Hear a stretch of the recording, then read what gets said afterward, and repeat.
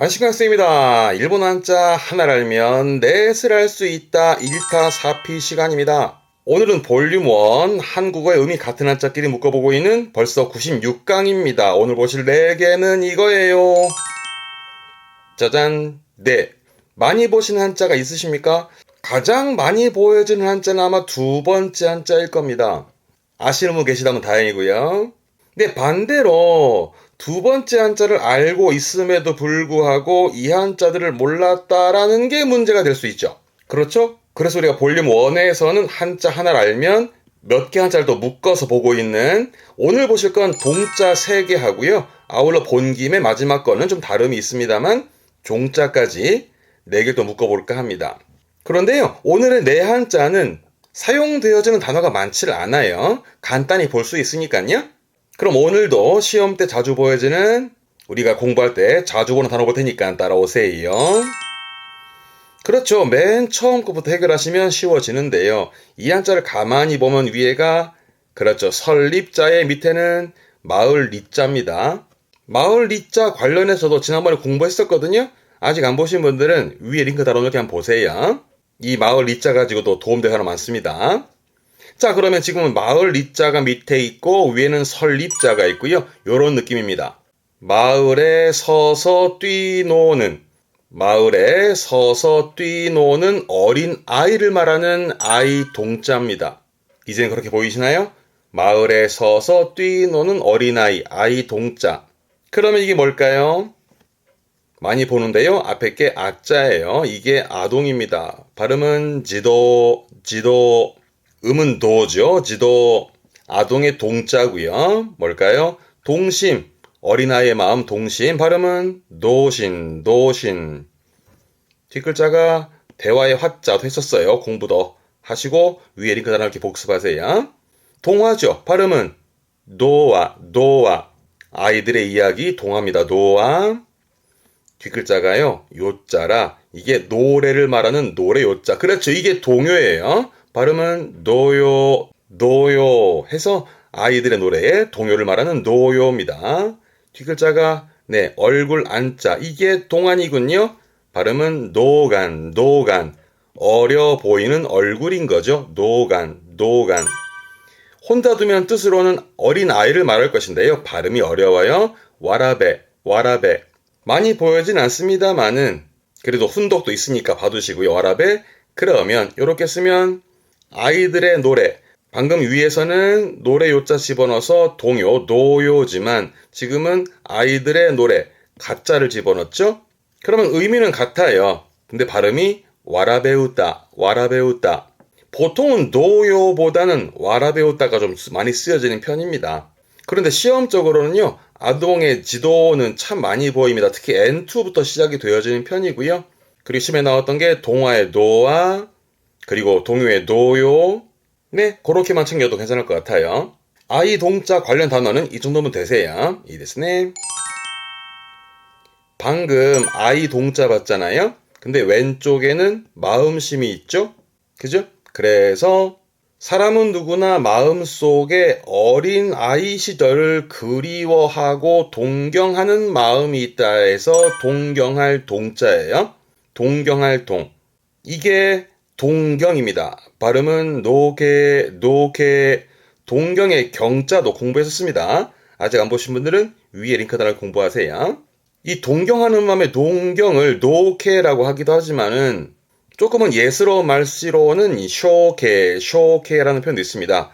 그런데 노케나 쇼케는 좀 문어적인 부분이고요. 우리가 주로 쓰게 되는 건 그렇습니다. 동사입니다. 요게 N3부터 시작되는 단어거든요. 그래서 주로 이 한자를 많이 봐왔을 겁니다. 동경하다, 그리워하다. 발음은 그렇죠. 아코가레르. 이 단어 조심할 부분은 조사 니가 붙어요. 무언가를 동경할 때 니 아코가레르. 예를 들어 아이돌을 동경한다 그러면 아이돌은이 아코가레르. 일본어의 경우는 그 상대, 대상을 말할 때는 조사 니를 쓰거든요. 그래서 아이돌은이 아코가레르처럼 조사 니까지 묶어서 외워두시고요. 네, 동경의 동은 이거면 됩니다. 아코가레르 잊지 마시고요. 이 데스네. 네, 이번에 한자는 아이 동자 왼쪽에 눈목자가 들어가네요. 이겁니다. 그래서 눈 안에 아이처럼 작고 동그란 부분 눈동자를 말하는 눈동자 동입니다. 눈동자라는 거를 동공이라 그러죠. 이게 동공이요. 발음은 노고 동공의 동자예요. 하지만 우리가 많이 보게 되는 건 훈독입니다. 눈동자를 의미하는데 발음이 히토미. 눈동자를 의미하는 히토미 주로는 N2부터 시작이 되어지니까 이 한자는 요 훈독만 챙기시면 되세요. 이해됐으네? 자, 동자 3개는 끝났고요. 이번엔 뭐냐면 그 아이 동자 왼쪽에 쇠금이 들어가잖아요. 그래서 쇠금, 금속으로 되어 있는 두드리면 아이가 울듯 울려 퍼지는 새로 만든 북 이겁니다. 네, 쇠북 종자입니다. 그래서 발음이 동에서 종이 된 건데요, 지금은. 어쨌거나 쇠금 변이 붙어 있으면 금속으로 되어 있는 두드리면 애가 울듯 그 맑은 소리가 울려 퍼지는 쇠북 종자인데요. 우리가 이 종자 가지고 음독으로 쓰게 되는 건 앞에 게 경자, 경계할 경자 했었죠. 복습하세요. 위에 링크 달아놓을게요. 그러면 경종이네요. 발음은 케쇼. 흔히 케쇼 나라스 하면서 경종을 울리는 경종이니까 말 그대로 위급 상황에 울리는 사이렌 이런 걸 경종할 수 있죠. 그러면서 경종을 울린다라는 것은 우리가 보통 쓰게 되는 건 뭐랄까요? 잘못된 일이나 내지는 위험한 일 그런 거에 경계를 하면서 주는 주의나 충고 그런 것들을 빗대어 가지고 경종을 울린다. 사회에 경종을 울렸다라든가 그런 식으로 이제 경종 캐쇼를 쓰긴 합니다. 앞 글자가 만자죠. 이게 만종이네요. 발음은 반쇼. 들어보션? 네, 그 화가 밀레의 만종. 원래 이 만자가 늦을 만자. 그래서 늦게 치는 종, 저녁종을 만종 그러는데요. 그 밀레의 만종, 그 만쇼라는 그 그림의 제목도 이렇게 쓰여지기도 하죠. 하지만 이 종자는 주로 훈독으로 시험에 나와요. 발음은 카네. 그렇죠. 종이죠. 근데 그 종을 지금 그림처럼 매달잖아요. 그러면 이렇게 씁니다. 발음은 즈리가네. 앞에 게 조자인데요. 낚시하는 낚시 조자입니다. 조종이라고 그래서 낚싯줄에 매달아 놓은 종. 흔히 절에 가면은 매달린 종이 있잖아요. 그거를 조종. 발음은 즈리가네 합니다. 시험에서는 카네는 N2부터 그리고 쓰리가네는 N1 때 언급될 수 있으니까 참고해 두시고요. 이데스네. 쇠북종은 이 정도면 충분히 소화됩니다. 네, 오늘 네 한자입니다만은 보셨다시피 단어가 많진 않아요. 그렇다면 오늘 잘 이해해버리시면 금방 또 외워질 그런 한자들이 되겠네요. 자, 그럼 여러분 맨 처음 한자 기억나시죠? 그렇죠. 위에는 설립자에다가 밑에는 마을리자. 그래서 이 그림이었습니다.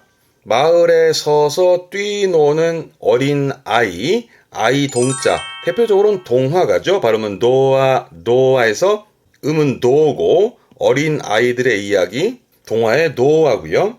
다음 아이 동자 왼쪽엔 마음심이 들어가면 그렇죠. 누구나 마음속에 어린 아이 시절을 그리워하고 동경하는 마음이 있다라는 동경할 동자, 동경가죠. 발음은 노게. 동경의 동이라 보여드린 겁니다만 시험 때는 주로 동경하다 아코가레르 동사로 잊지 마시고요. 다음 앞에 눈목자가 보이면 이거였죠. 그렇죠. 그래서 눈 안에 아이처럼 작고 동그란 부분을 말하는 눈동자 동자. 대표적으로는 동공가죠. 노고 동공의 동자긴 하지만 이 동자도 주로 훈독으로서 그렇죠. 히토미 눈동자의 히토미 챙기시면 됩니다. 근데 늘 이렇게 보여드리는 건 우리말 같으면 그렇죠. 발음 또한 거의 같음을 보여드리는 것들이고요. 물론 그러다가 마지막에는 쇠금변이 붙으면 그렇죠. 금속으로 되어 있던 그래서 금속으로 되어 있는 그래서 두드리면 아이가 울듯 울려 퍼지는 쇠로 된 북을 말하는 쇠북 종자 대표적으로는 경종가죠. 케쇼 해서 경계해야 될 위급상에 울리는 종 사이렌 같은 경종 케쇼였습니다만 이 종은 시험 때는 훈독의 카네 그리고 이렇게 달아놓은 종에 쯔리가네 그 훈독으로 기억해둘 그런 한자였네요. 이ですね. 자, 오늘 동자 3개와 더불어서 종자 하나까지 4개를 묶어봤는데 특히 훈독이 좀 있었으니까 그러니까 여러분들은 한 번 더 보시면서 단어 정리 한번 해두시고요. 오늘의 한자들이 들어간 단어들이 많지 않으니까 오늘 쭉 보여드린 한자 보시면서 특히 부수에 따라 뜻이 바뀌니까 한 번 더 체크해 보시고요. 아시겠죠? 네. 그렇게 또 복습하고 계시면 저는 또 다음 자료, 다음 영상 준비하고 오겠습니다. 이ですね. 여기까지입니다. 今日はここまで。今日もお疲れ様でした。ではまた会いましょう。さよなら、さよなら。さよなら。